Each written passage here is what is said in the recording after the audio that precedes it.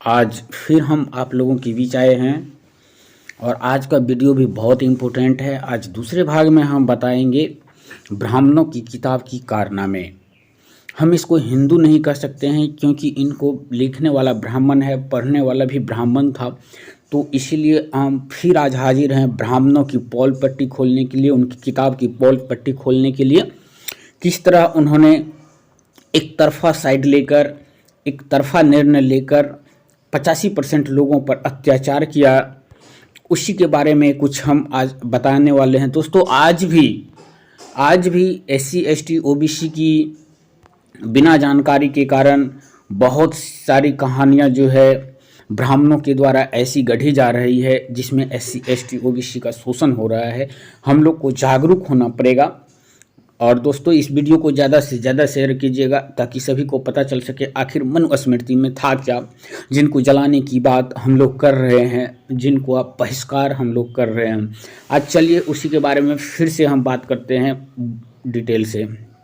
अब देखिए इस अध्याय में लिखा हुआ है, गृहस्थ आदि ब्राह्मण को मारने की इच्छा से लकड़ी उठावें तो 100 तामित्र नरक में लुढ़कता है। तो दोस्तों अगर आप उस टाइम में गृहस्थ ब्राह्मण के लिए लकड़ी भी उठा लेते तो आपको नरक में लुढ़कना पड़ता है।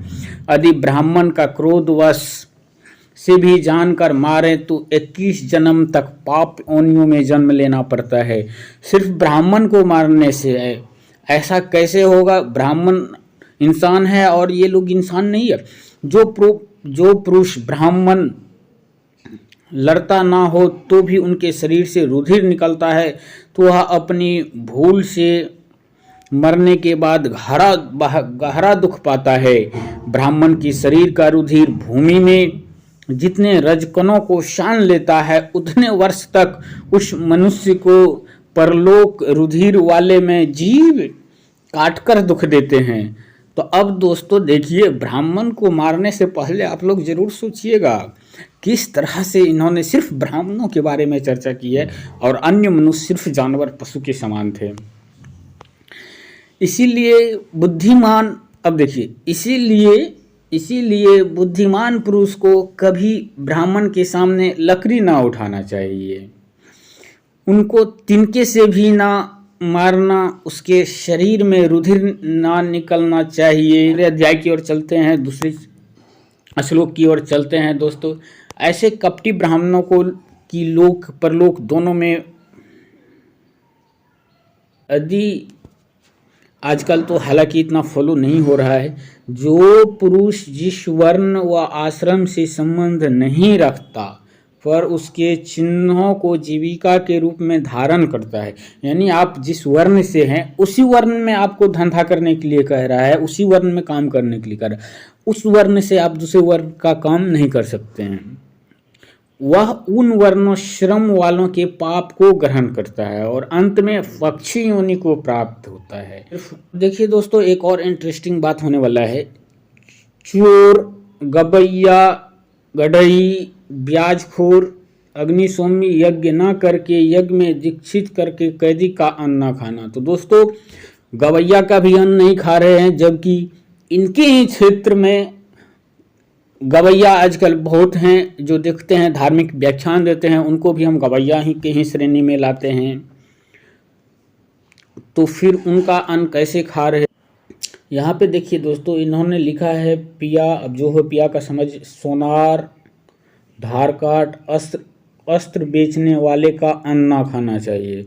तो दोस्तों जो अस्त्र बेचता है उसका भी अन्न नहीं खाने वाला है। कुत्ता वाला, मद वाला, धोबी, देखिए अब दोस्तों धोबी को भी किस श्रेणी में ला दिया है। रंगरेज, जिसके यहाँ उपात हो इसका अन्न ना लेना चाहिए।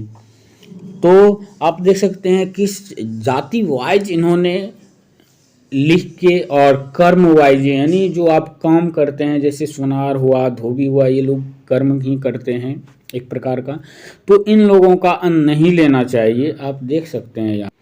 और एक यहाँ पे एक और देख सकते हैं दोस्तों, यहाँ पे देखिए विद्वान ब्राह्मण श्रद्धाहीन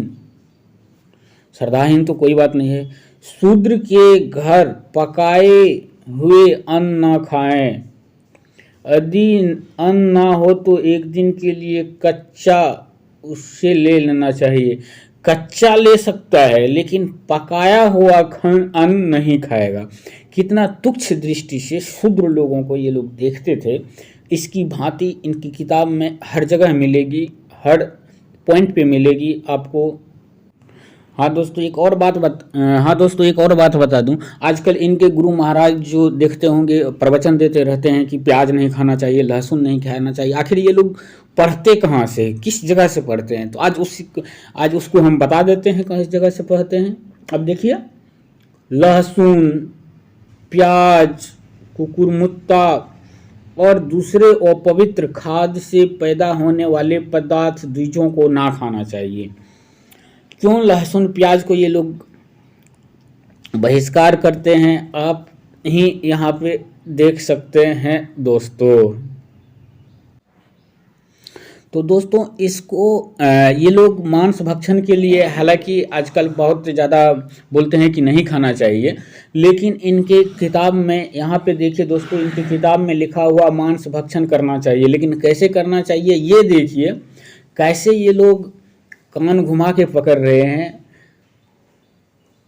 भक्षण करने योग्य प्राणी और उनके भक्षकों को परमात्मा ने ही रचा है, ठीक है, लेकिन यज्ञ के निमित्त से मांस भक्षण देवी विधि कहलाता है। यज्ञ के निमित्त यानी मांस भी यज्ञ की निमित्त होता है, वह देव विधि कहलाता है। ये कैसा है?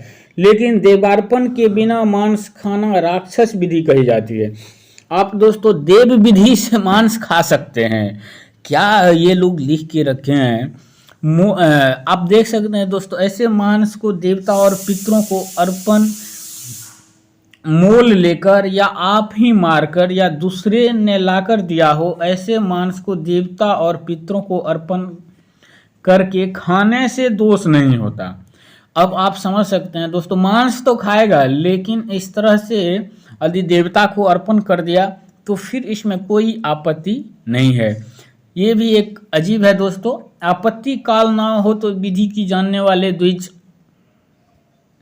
चलिए नेक्स्ट, आप मेरे साथ बने रहिए दोस्तों, आज इसका पॉल पट्टी पूरा खोलेंगे। चलिए एक और हम पॉल पट्टी खोलते हैं। आदि में विधि से जो मांस भक्षण नहीं करता वह मर के 21 बार पशु योनि में जन्म लेता। आप मांस भक्षण कर सकते हैं लेकिन विधि से कीजिएगा तो कुछ नहीं होगा। यदि विधि से नहीं करते हैं तो आपको पशु योनियों में जन्म लेना पड़ता है। इसको इतनी समझ नहीं है कि अगर मांस भक्षण नहीं करना है तो नहीं करना है, किसी जीव की हत्या नहीं करना है तो नहीं करना है। लेकिन अगर हम ईश्वर को बोल देते हैं, ईश्वर के समीप चढ़ा देते हैं तो वह प्रसाद हो जाता है, महाप्रसाद के रूप में ग्रहण करते हैं। ये कैसा सिस्टम है दोस्तों? मंत्रों से जिनका संस्कार नहीं हुआ उन पशुओं को ब्राह्मण कभी ना खाएं, पर सनातन वेद विधि के अनुसार संस्कार किया गया हो तो अवश्य खाएं। यदि उसको मंत्र उंत्र जाप करके किया गया हो तो उसको जरूर खाइए। आजकल हलाला और क्या क्या झटका मीट आ रहा है, तो आप दोस्तों देख सकते हैं, वही है ये, यही है झटका मीट। अगर वेद से इसको, मंत्र से इसको परिष्कृत कर दिया तो झटका मीट हो गया। मांस खाने की इच्छा हो तो धृत या पशु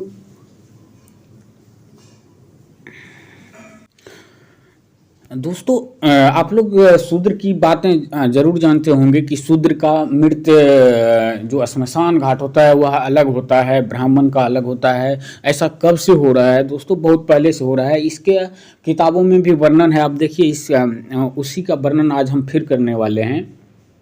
शूद्र के मृत शरीर को नगर के दक्षिण द्वार से, शूद्र का जो मृत शरीर है उसको नगर के दक्षिण द्वार से, और ब्राह्मण क्षत्रिय वैश्य के सबको क्रम से पश्चिम उत्तर, यानी ब्राह्मण का जो सब है वह पश्चिम से जाएगा, क्षत्रिय का जो है वह उत्तर से जाएगा, और वैश्य का जो है पूर्व द्वार से शमशान ले जाना चाहिए।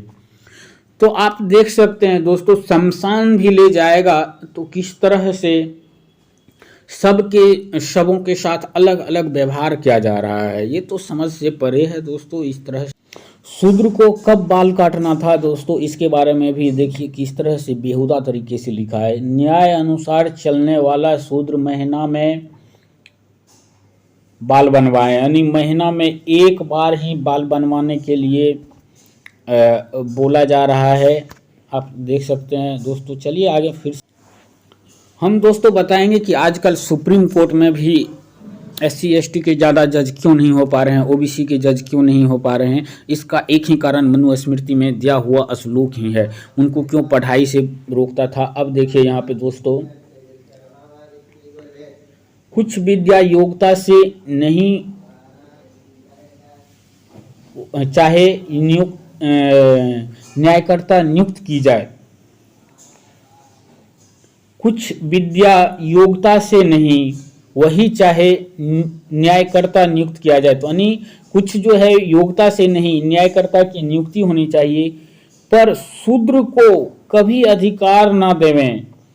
दोस्तों देखें, शूद्र को कभी भी अधिकार नहीं देने की बात कह रहे हैं। जिस राजा का न्यायाधीश शूद्र होता है, बहुत ही इंपॉर्टेंट है ये दोस्तों, जिस राजा का न्यायाधीश शूद्र होता है उसका राज कीचड़ में गौ की भांति फंसकर पीरा पाता है।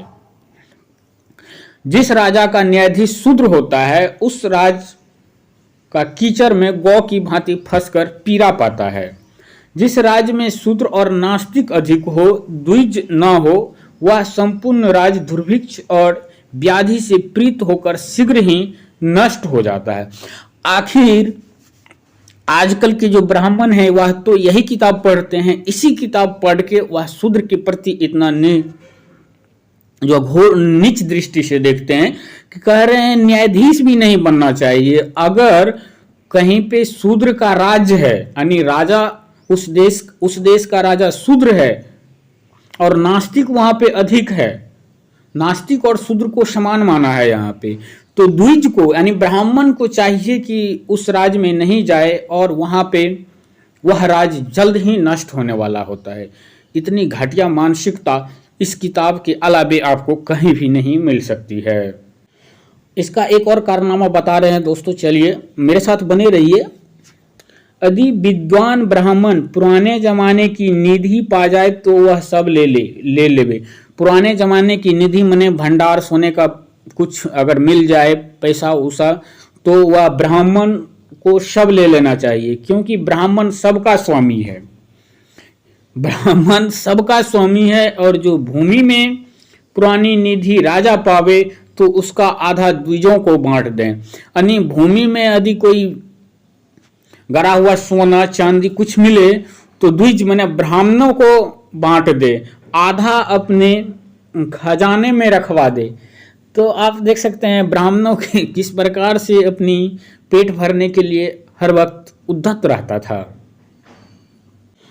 यहाँ पे दोस्तों शूद्रों के साथ किस तरह से व्यवहार किया जाता था, एक और वानगी यहाँ को शूद्रों के साथ किस प्रकार से व्यवहार किया जाता था, एक और वानगी यहाँ पे देखने को मिलती है।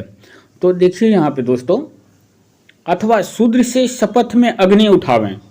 तो शूद्र से शपथ में अब अग्नि उठाएगा तो दोस्तों वास्तविकता है कि हाथ जलेगा ही। जल में गोता लगवाएं और उसके पुत्र या पुत्री के ऊपर हाथ रखवाएं, लेकिन ब्राह्मणों को सत्य की शपथ दे। ब्राह्मण को सिर्फ सत्य की शपथ देने से हो जाएगा। क्षत्रिय को सवारी और शस्त्र की शपथ दी जाए। वैश्य को गो अन्न और स्वर्ण की, शूद्र को पातक लगने की शपथ दे। अथवा शूद्र से शपथ में अग्नि भी उठाया जा सकता है, जल में गोता लगवाया जाए, उसके पुत्र और स्त्री के ऊपर हाथ भी रखवाया जाए।